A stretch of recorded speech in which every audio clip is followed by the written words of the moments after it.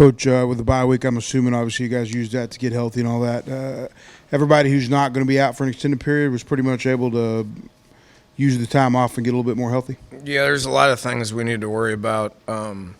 Health is something that we worry about every week. I mean, I was, everybody's going to get bye weeks, so it came at an opportune time with the the start of the season with the 5 games that we had. I mean, we'll use every bit of much rest as we possibly can. It's nice to play a home game, especially a conference home game. I don't know if anybody in the country hasn't played a conference home game yet. So here it is mid-October, and we're in our second home game, first conference game. That's nice. And we got our work cut out for us. Cincinnati's pretty good now. They're ranked, and defensively, they're probably the top team that we've played all year. Well coached, got great players, play hard. Shut down Central Florida, which nobody's really done that in the last couple of years, with their only loss being to Ohio State. So we got a lot on our plate. The health of our football team is just one of them. So obviously, with the time off, was a good opportunity for you guys recruiting, I will assume. Were you guys able to spread out some and get some work done on that front with your extra time this week? Yeah.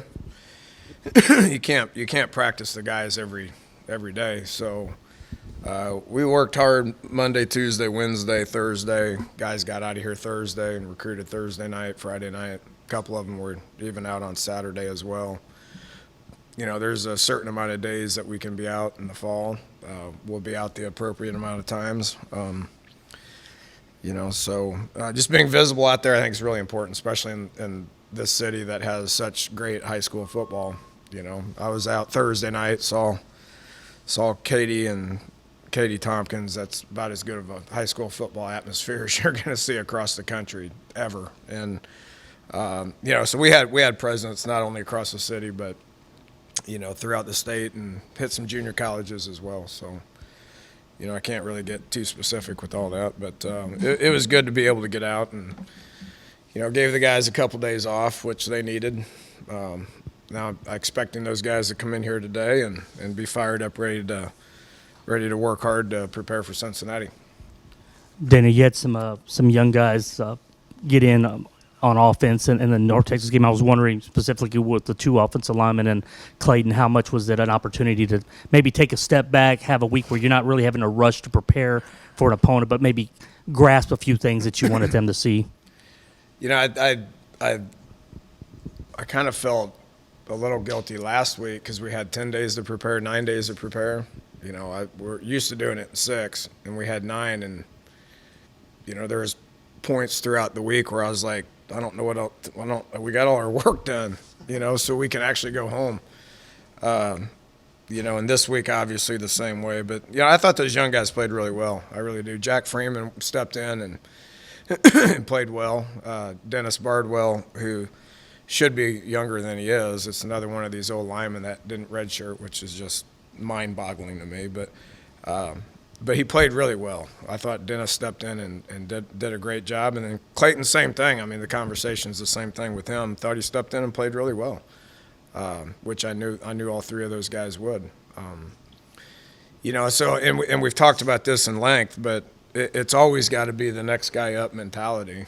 I mean, it doesn't matter why. Nobody cares why, whether it's, guys are retiring because they're sore, or guys don't want to play football anymore, or guys need a red shirt, or guys get suspended, or guys have academic, there's been times where I've told guys you're not playing football because your academics aren't good enough, So there's a whole bunch of reasons why. Nobody cares why.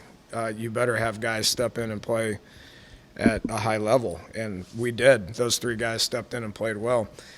Courtney stepped in and played well, and he needs to continue to embrace having a bigger role right now. So so far so good when it comes to that. We've had linebackers go down, and guys like Curvin got in there and smacked the quarterback 2 or 3 times. That was pretty impressive to me. So that's another young kid that's a sophomore who didn't redshirt that hasn't played much, but stepped in and did a good job. That's got to be the mindset each and every week, regardless of the position or the reason why people aren't playing.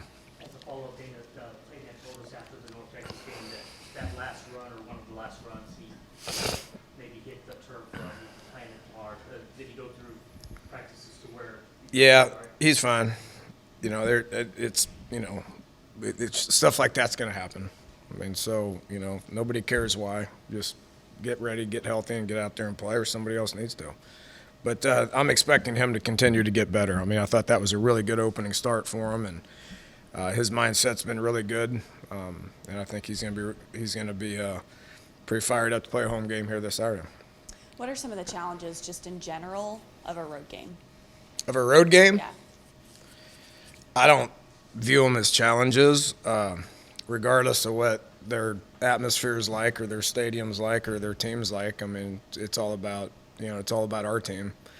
Our routine when it comes to a road game is the same thing as our home game. So, we're going to go to a hotel and have a routine and go to sleep, get up, get on a bus, and go to the stadium and play. So, we ignore road games and we embrace home games.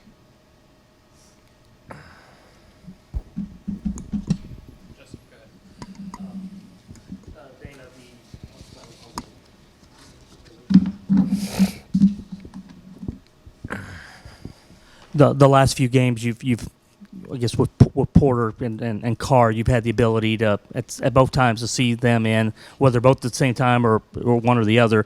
You just kind of talk about the what you've seen from the running game and how productive it's really been the first 5 games.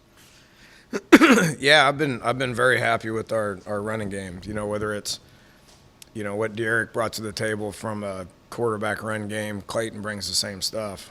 So that's one element to it. Our backs have been solid. It's the same conversation. Patrick couldn't go a couple games early, and Kyle was the main guy, and then Kyle went out with the back, and he's going to be fine. But then Patrick Carr stepped up and played really well, right? So we've had Mulbacar go in there and give us a boost. We've had Chandler Smith give us a boost. We still got Terrell Brown in the wings that we're going to be able to play for 4 games, and Keenan Walker needs to earn his scholarship at some point, get out there and play as well. So but everything starts up front too. I thought our O-line up front played their best game from a continuity perspective, which is a credit to Coach Jones, because we had moving parts everywhere. Dixie played his first snaps ever, and Dennis had a big role, and Jack played his first meaningful snaps ever. Josh Jones is doing a great job of leading that group, and I think those guys keep getting better. And it's often seen as coach speak when coaches talk about players getting better week to week with experience, but with as many young guys as you have in key spots across both sides of the football, is this truly a year where you expect the team to make steps as the season goes on and the more snaps some of these younger guys that are having to play see? Yeah, we should. I got no reason not to think that. That's been our motto since game one.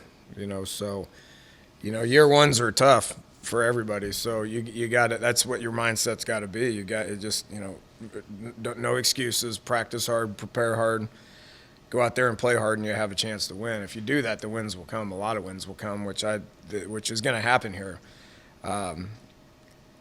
Defensively, it's a work in progress. I thought we took another step forward. We were physical. We got to the quarterback. We knocked him around a little bit, which I think affected him. But there's still, we tackled well, but there's still a lot of things that need corrected. So, but we took a step in the right direction. Same thing in our passing game. We completed passes. 80% of our passes we completed, so we did get better at specific things. But there's still a couple that we missed that are pretty easy to complete if we just keep working at it to get better.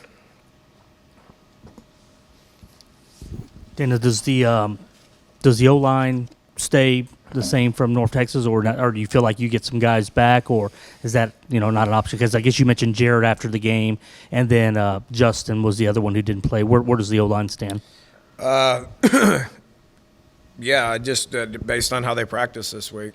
Both those guys practiced throughout the course of the week, and one got worse and didn't play, and one tried to go and then got re-injured. So we'll see how they do this week. We're not playing tomorrow, so we had a good week last week, and those guys got better that need to get better, and Hopefully the old guys get healthy and we get out there and we play good on Saturday.